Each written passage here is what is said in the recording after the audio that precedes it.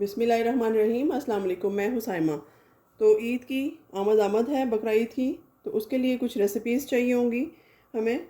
तो उसमें से एक रेसिपी मैं आपके लिए लेकर आई हूँ, यखनी पुलाव। मटन यखनी पुलाव किस तरह बनाते हैं आप देखिएगा। यहाँ मैंने तकरीबन हाफ़ kg मटन ले लिया है, उसको वॉश करके कुकर में डाल दिया है और तकरीबन 2 लीटर पानी डाल दिया है। और यहाँ मेरे पास मिक्स मसाला है, वो डाल दूँगी इसमें।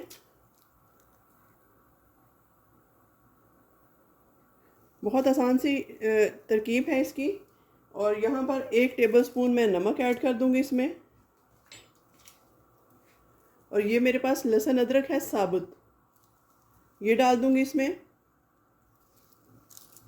इसको साइडों से थोड़ा थोड़ा कट कर लेंगे, पूरा कट नहीं करेंगे, इस तरीके से।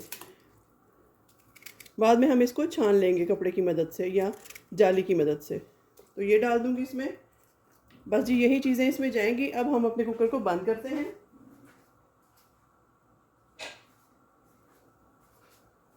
ये देखिए इस तरीके से इसको मैं बंद कर देती हूँ और इसको हम अच्छे से गलाएंगे। मटन को तकरीबन 15 मिनट तक कुक करेंगे इसको। तो चलिए मैं इसको बंद कर देती हूँ अच्छे से। इस तरीके से मीडियम हीट पर ये पकता रहे तकरीबन 15 मिनट तक। तब तक हम अपने 2 गिलास चावल भिगो लेंगे और बाकी की तैयारी कर लेते हैं। तो यहाँ पर हम अपने पुलाव की तैयारी करते हैं, मटन पुलाव की। तो सबसे पहले मैंने चूल्हा जला लिया है, देगची को रख दिया है ऊपर और यहाँ मैं ऑयल डाल दूँगी तकरीबन हाफ़ कप। बहुत झटपट सा पुलाव बनेगा। अगर आपकी यखनी तैयार हो, मटन तैयार हो, गला हुआ हो, तो फिर पुलाव बनाना कोई मुश्किल काम नहीं है। तो ईद की तैयारी के लिए टाइम कम होता है। आप यखनी वग़ैरह अगर आपके पास पहले से कोई मटन मौजूद होगा तो आप पहले से बना के रख लीजिएगा, ताकि उस दिन आपको टाइम की बचत हो सके और इजीली आपका काम हो सके। तो चलिए ऑयल गर्म हो चुका है। सबसे पहले मैं इसमें लहसुन अदरक की पेस्ट डाल दूंगी, तकरीबन 2 टेबलस्पून। 2 गिलास हम चावल बनाने जा रहे हैं। आप देखिए किस तरह से बनते हैं, बहुत आसानी से। मेरी रेसिपी को फॉलो किया कीजिए, आपको बहुत आसानी से घर के मसालों से आप ये जो सारा सामान है आपके घर में मौजूद होता है, इससे आप सारी रेसिपीज़ ऑलमोस्ट तैयार कर सकते हैं। कहीं आपको जाने की ज़रूरत नहीं है। तो यहाँ पर देखिए जी, जल्दी के लिए मैंने ये प्याज और टमाटर की पेस्ट बना कर रख ली थी।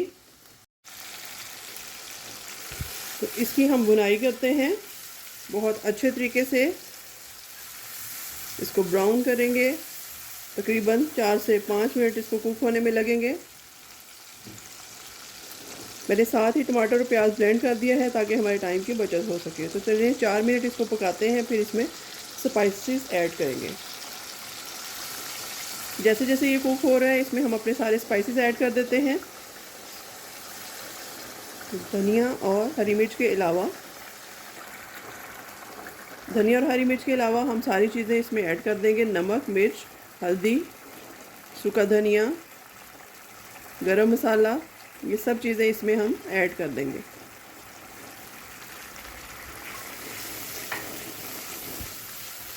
अब इसको 4 मिनट तक कुक करते हैं।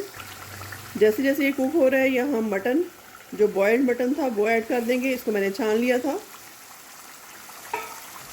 इसकी यखनी को स्ट्रेन कर लिया था और जो इसकी बोटियाँ हैं वो अलग कर ली हैं।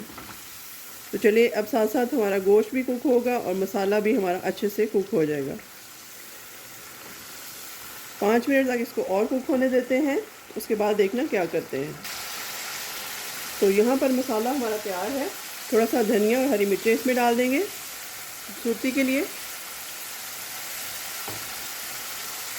और चावल क्योंकि हमारे 2 गिलास थे, इसलिए हम पानी जो है वो 3 गिलास के करीब ऐड करेंगे, या स्टार्च आप कह लें। स्टार्च मैंने निकाल के रख ली थी, वो डालेंगे इसमें। छान लिया था इसको अच्छे से। तो यहाँ ऑलमोस्ट ये 3 गिलास के करीब है। गोश्त हमारा पहले से गला हुआ है, इसमें हम ज़्यादा पानी ऐड नहीं करेंगे। थोड़ी सी स्टार्च बच गई है, वो बाद में यूज़ हो जाएगी। चलें, ये पानी गर्म था, यखनी गर्म थी, इसलिए इसको ज़्यादा टाइम नहीं लगेगा। साथ ही हम अपने चावल डाल देते हैं। ये देखिए सोक्ड राइस हैं, बासमती राइस मैंने लिए थे। ये तकरीबन 2 गिलास इसमें जाएंगे।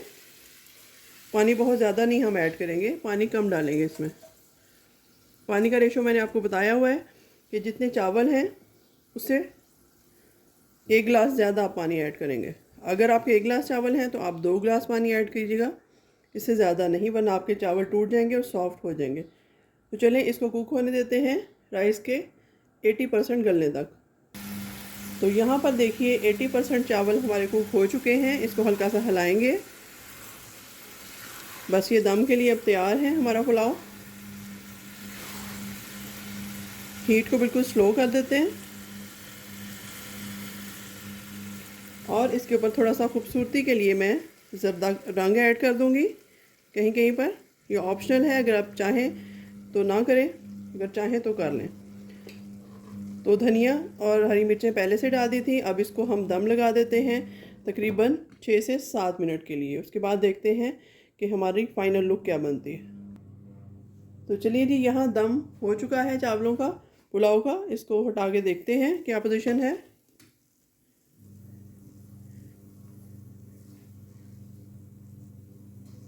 तो चावल हमारे गल चुके हैं। इसको थोड़ा सा हिला के उसके बाद इसका कलर मिक्स करने के बाद दोबारा से मैं इसको दम पे लगाती हूँ तकरीबन 3 मिनट के लिए, ताकि ये कलर जो है वो अच्छे से इसमें आ जाए सारे चावलों में। आपने देखा किस कदर गुड लुकिंग लग रहे हैं। इसको फिर से मैं 2 से 3 मिनट तक दम पे रखती हूँ और उसके बाद इसकी फाइनल लुक आपको दिखाती हूँ। तो यहाँ पर देखिए हमारा मज़ेदार सा मटन पुलाव बहुत मज़ेदार सा बनकर तैयार है कामयाबी के साथ। मैंने इसको टेस्ट किया है, इसकी खुशबू भी बहुत अच्छी है, इसका जायका भी बहुत ज़बरदस्त है। तो आप इसको ज़रूर बनाइएगा ईद पर और मुझे दुआओं में याद रखिएगा। मिलते हैं किसी नई और अच्छी रेसिपी के साथ, तब तक के लिए अल्लाह हाफ़िज़।